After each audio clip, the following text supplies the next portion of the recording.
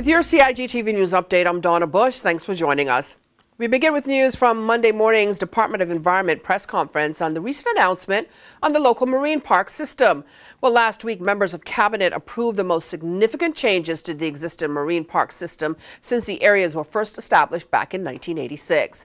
We have actually managed to increase our no-take areas of protection significantly across the three islands, and this is in line with international recommendations on marine protected area management that have emerged over the period of time since we first put our marine parks in place in the late 1980s, in 1986 in fact, to now. There's been a lot of scientific work that has gone into marine protected areas, and a number of sort of best practice recommendations have come forward, and one of them being that we increase no-take protections.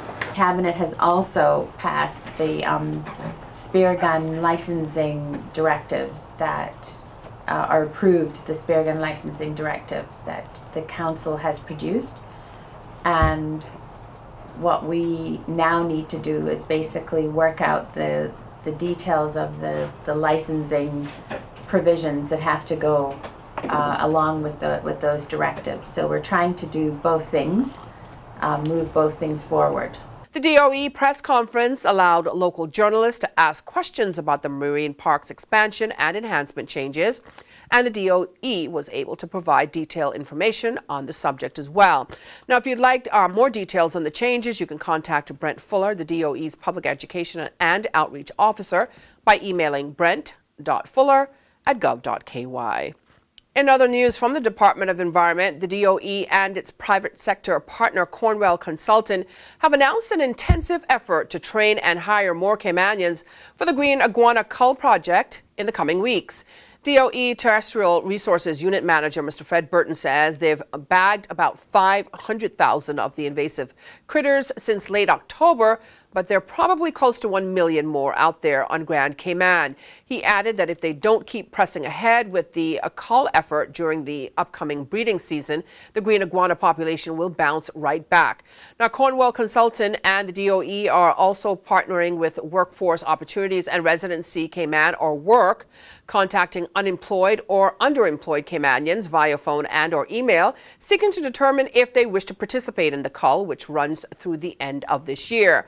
They say, "We believe more people want to get involved, but they don't feel confident in their own culling abilities," said Cornwall Consulting Manager Carl Noble. "We can help with that," Mr. Noble said. Training programs for prospective cullers will be held at the Georgetown Landfill Green Iguana Disposal Site in the coming weeks. Now, for more information for those who are interested, Caymanians who are at least 18 years old should contact Cornwall, that's CORNWALL, via phone at 949-1544, 769-8888, or via email at info@cornwall.ky. Any current cullers who wish to have a refresher course may also participate. Well, tourism performance continues to positively impact the local economy as the Cayman Islands welcomed a total of 44,000 stayover visitors in February, an increase of 12.13% compared to 2018. Now, February's contribution brings total visitation, including stayover and cruise, for the first 2 months of 2019 to over 500,000 visitors, an increase of 7.01%, making it the highest visitation in recorded history when compared to the previous year.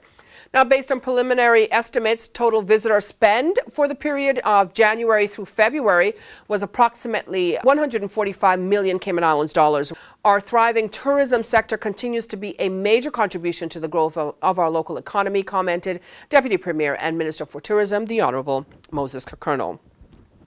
Finally, as part of honoring Women's Month, which ended on March 31st, the ladies of judicial administration were recently thanked by the Chief Justice, the Honorable Anthony Smelly. He thanked them for their stellar work and for their commitment in playing their part in providing robust administration of justice to support the judiciary and the people of the Cayman Islands.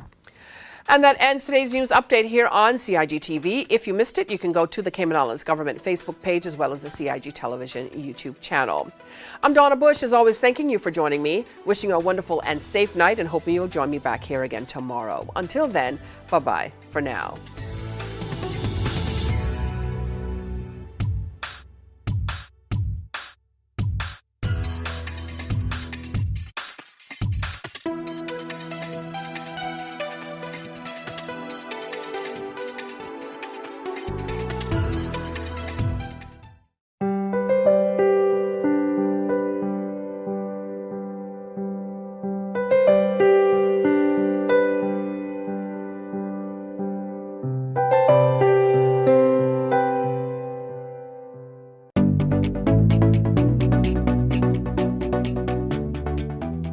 I'm Jody Ann Fowry. I'm the Police Media Officer with the RCIPS, and I'm here to give you some crime prevention tips on how to best protect your property.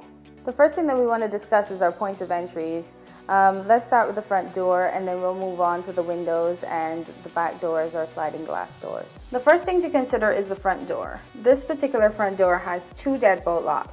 One of these deadbolt locks are properly carpentered and the other is not.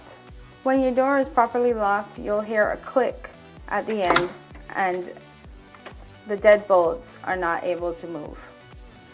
If it is slightly opened, then you can push the deadbolt back without having any restrictions. I'll now proceed to show you what your lock should look like when it is properly locked.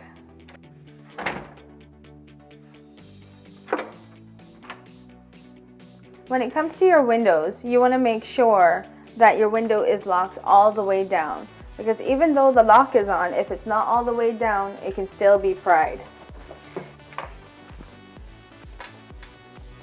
The proper way to lock the window is to make sure that the window goes all the way down to the seal and then you pull across the lock. When you have a sliding glass door at home, you want to make sure that you have secondary locking devices in addition to the lock that comes with the door. One of those can be a simple piece of wood that's jamming the doorway.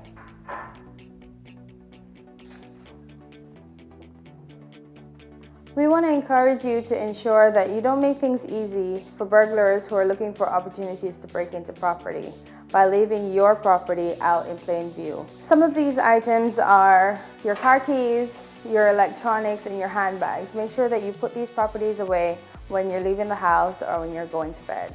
When you're going camping or if you're taking your family on a trip, you want to ensure that your property has some sign of life. This can be done by leaving a light on or putting timers on your lights. And we want to ensure that our family homes are safe. In order to do so, we encourage that people take the proper precautions by starting up neighborhood watches or encouraging family members or persons they trust to check on their properties while they're away.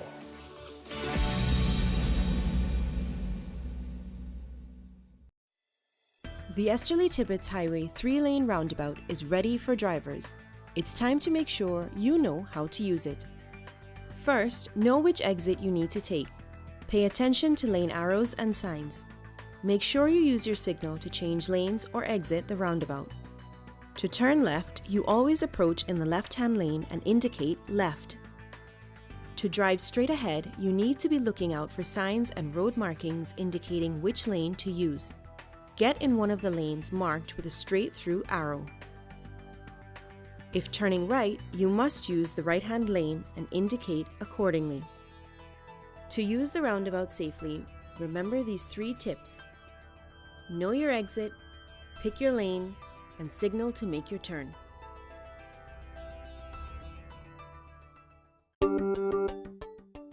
Did you know that planning permission is required for an addition, alteration, or any material change to your house? The 10% rule no longer exists. Did you know you should check with the department as a planning and permit application may be required?